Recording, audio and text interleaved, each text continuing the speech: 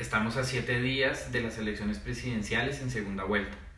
7 días para pensar cómo darle la vuelta a esto.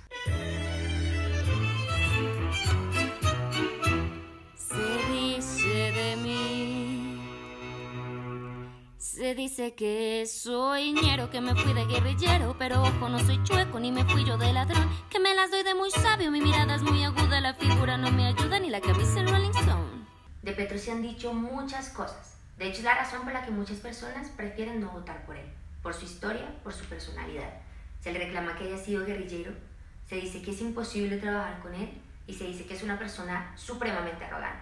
Petro hizo parte del M19 en su juventud, pero sin embargo supo hacer el tránsito hacia la vida política. En el 2006, Gustavo Petro fue elegido uno de los mejores congresistas del Congreso de la República para ese año. Se dice que no se puede trabajar con él, que evidencia de eso es su desempeño en la alcaldía de Bogotá y efectivamente ha reconocido que tuvo diferencias con personas de su equipo, pero yo creo que la presencia hoy de personas como Ángela María Robledo, María José Pizarro y María Mercedes Maldonado, entre muchas otras personas, es una prueba de que efectivamente puede trabajar en equipo. Para mí es un voto de confianza, ese diálogo que ha ido tejiendo no solo con estas personas más cercanas, sino con cientos y miles y millones de personas en el país. No hay que dejarnos como solamente guiar por la visión de los medios porque nos presenta una realidad desdibujada del candidato. Prefiero como quedarme con la visión que tiene su familia, su equipo de trabajo, sus amigos y las personas que los rodean, quienes lo conocen un poco mejor, y no esta visión presionada de los medios en tiempos electorales. Incluso con la visión propia. Yo a Petro lo he visto en todos los debates asumir posiciones muy humildes, muy pedagógicas, muy tranquilas, incluso frente a los ataques, y cero arrogantes.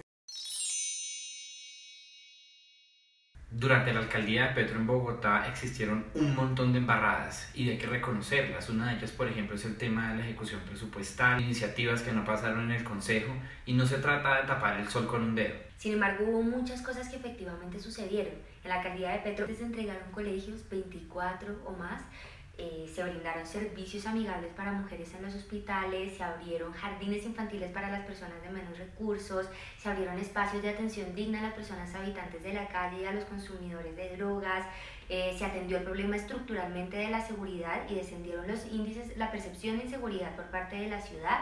Se preocupó por el agua, por la redistribución del territorio, por preservar la reserva Van der Hamer. Hubo muchas acciones orientadas a los sectores de menos recursos y eso le cambió literalmente la vida a muchísima gente que hoy respalda su alcaldía.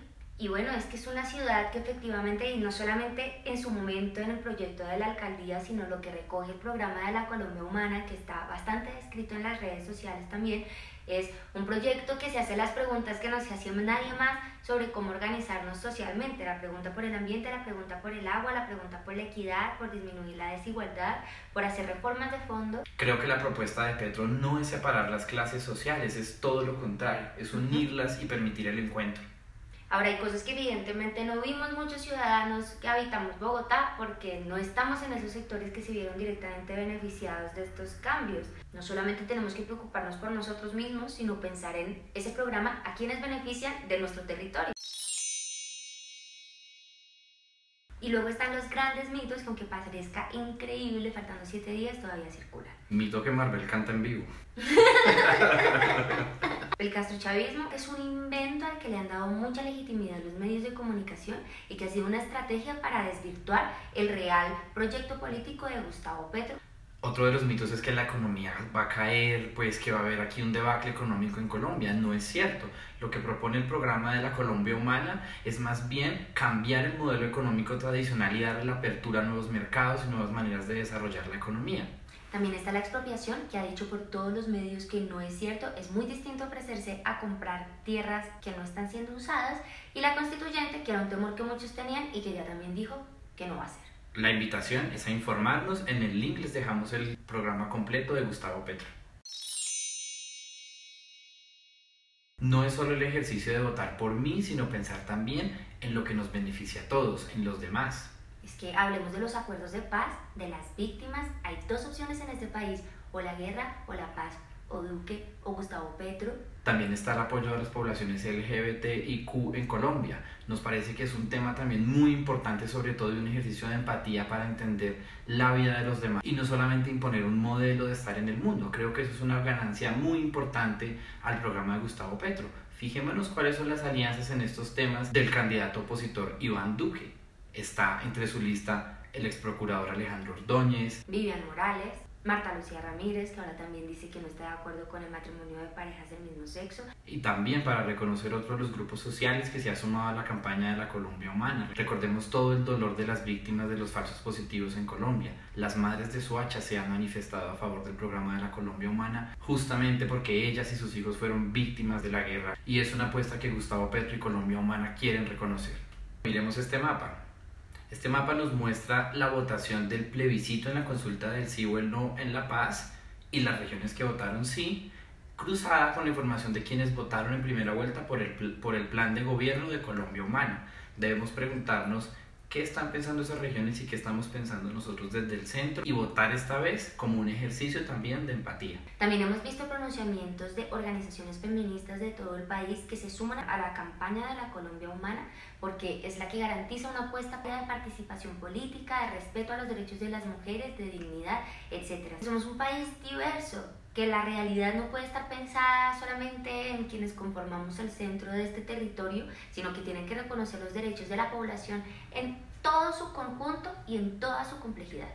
Es que Gustavo Petro no es Haider Villa, él se ha sumado con, no sé, Francia Márquez, Ingrid Betancourt, personajes como Chantal Mouffe, absoluta defensora, conocedora y estudiosa de la democracia. y sin olvidar las recientes adhesiones políticas a la campaña de Gustavo Petro. Exacto. Claudia López, Mocus. Y creo que para los votantes también es muy útil pensar en esas adhesiones políticas. De pronto quienes desconfían o tienen sus reservas frente al programa de Colombia Humana que propone Gustavo Petro podrían pensar en los valores políticos y humanos que defienden personajes como Antanas Mocus. Mucha gente se ha decidido por el voto en blanco. Y es cierto que el voto en blanco representa una apuesta democrática, es parte de nuestro sistema electoral y es un voto respetable. Votar en blanco es hacer un cuestionamiento simbólico a los candidatos que tenemos enfrente. Pero aquí no estamos hablando de candidatos, estamos hablando de proyectos de país. Tómese estos 7 días de la semana que quedan, hoy lunes hasta el domingo, para pensar su voto, para reflexionar, para escuchar a los demás. Creemos que es la oportunidad sobre todo de ejercer el derecho y el ejercicio de la escucha. Cada uno de los votos cuenta, cada uno. Imagínense si lo lográramos, si sumáramos a la gente suficiente, si esos 10 millones de personas que ya dijeron que quieren un cambio en este país, nos pudiéramos reunir el domingo en la noche a celebrar que fue posible, que vamos a empezar a construir la paz. Pensemos por un minuto que es posible y digámonos si no vale la pena ese riesgo.